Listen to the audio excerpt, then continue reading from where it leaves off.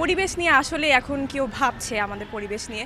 আর আমাদের সারা বছরের এই আজকের দিনটি কিন্তু আমরা অনেক জাঁকজমকপূর্ণভাবেই পালন করে থাকি।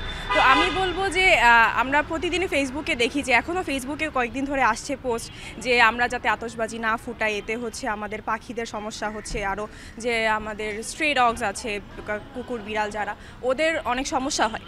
আর এটাই তো নয়েজ পলিউশন হচ্ছে, কিন্তু আমি সাথে সাথে এটাও যুক্ত করতে চাইবো যে নয়েজ পলিউশনের সাথে সাথে আমাদের কিন্তু এয়ার পলিউশন হচ্ছে। রিসেন্টলি আমাদের হচ্ছে এই রিপোর্ট আসছে যে আমাদের AQI কিন্তু অনেক বেশি ক্ষতিকারক।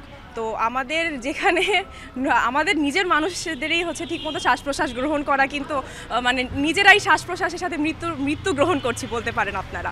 তো আমি সবাইকে অনুরোধ করব যে আমরা এই কার্যক্রমটা, এই আতশবাজি ফুটানো, এগুলো একটু নিয়ন্ত্রণে আনি, যে বছরকে অনেকভাবেই আমরা আগমন করতে পারবো। আমরা হচ্ছে একসাথে বসে একটু খাবার দাবার খেলাম, আমরা একসাথে বসে একটু গান গেলাম, একসাথে একটু হাসি মজা করলাম। কেন আতশবাজি ফোটানো লাগবে? কেনই হচ্ছে পরিবেশকে দূষণ করে আমাদেরকে নতুন বছরকে আমন্ত্রণ জানাতে হবে? নতুন বছরে আমরা ভালো কিছু আশা করছি, তো সেখানে যদি আমরা খারাপ দিয়ে ভালো কিছু আশা শুরু করি তাহলে সেটা তো অবশ্যই বিবেকের মধ্যে আসে না। তো আমি চাইবো যে আমি সবাইকে এটাই বলবো যে আজকের দিন আমরা একটু আলাদাভাবে নতুন বছরকে আগমন জানাই। মানুষ হিসেবে আমাদের নিজেকে কোশ্চেন করার মতন একটা কাজ যে কিভাবে আমরা একটা নতুন বছর, একটা শুভ জিনিসকে এতটা নিজেদের জন্যই ক্ষতিকরভাবে নিয়ে আসতে পারি।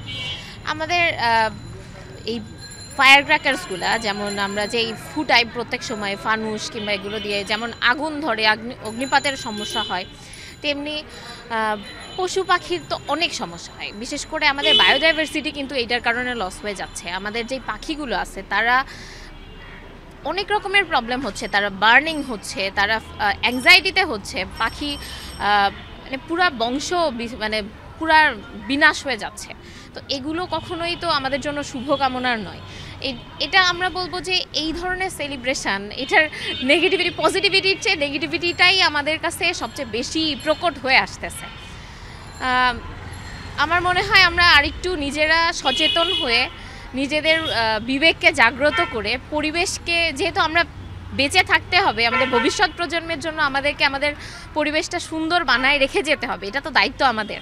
এজন্য আমার মনে হয় আমাদের সকলেরই একটু বিবেক জাগ্রত করে পরিবেশের জন্য কাজ করে পরিবেশের সাথে থেকে নতুন বছরকে বরণ করে নেওয়া উচিত।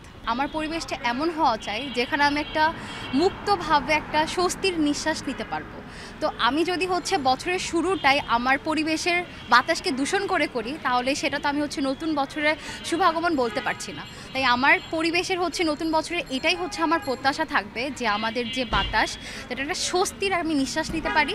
আর আমার যে পরিবেশের যত জীবকুল আছে তাদের যে বৈচিত্র্য ও বায়োডাইভার্সিটিটা যাতে আমরা মেনটেন করতে পারি, যে আমার কোনো কাজের জন্য যাতে হচ্ছে আমার পরিবেশের কোনো কিছু ক্ষতি না হয়। আমি যতই আমার উন্নতির ধারে যাই না কেন, এই পরিবেশকে যদি আমি ক্ষতি করে ফেলি না, তাহলে হচ্ছে আমার কোনো উন্নতি আসলে চোখে পড়ার মতো হবে না। তো এটাই আমার প্রত্যাশা থাকবে, যাতে নতুন বছরে আমার পরিবেশকে আমি সুরক্ষিতভাবে রেখে আমার নতুন বছরটাকে আমি শুভাগমন করতে পারি। কুকুর রাগান্বিত হয় কখন? শব্দ যখন বিটকেল হয়, মাইক যাক, গাড়ি যাক, কুকুর কিন্তু বরদাস্ত করে না। এখান থেকে আমাদের শিক্ষা নেওয়া উচিত, শব্দ মানব কল্যাণের জন্য অকল্যাণ, একে জাদুঘরে নিতে হবে। আমাদের দেশে যে আইনটা আছে, পরিবেশ অধিদপ্তরের যে আইনটা আছে, আইনটা কেন এতদিন এই 54 বছরে প্রয়োগ করা হয়নি? আমরা যদি 54 বছর পূর্বে যাই তখন কিন্তু এটা ছিল না। এই যে বৃক্ষ যে অভিযানটা, বৃক্ষর যে নির্যাতনটা, এটা ছিল না। পাকিস্তান পিরিয়ডে আমরা দেখিনি।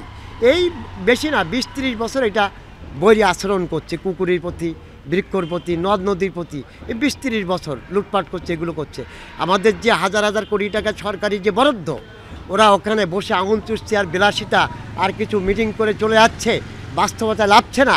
এদের জন্যে ওদেরকে জবাবদিহিতার ভিতরে আনা উচিত আমি মনে করি। আমি একজন ফেরি ভলেন্টিয়ার, পরিবারের সকল সদস্য মায়া ত্যাগ করে 17 কোটি মানুষের জন্যে, সকল প্রাণীর জন্যে নিরলভাবে যে কাজ করছি, এই কাজটা ওরা এতদিন কেন মূল্যায়ন করছে না?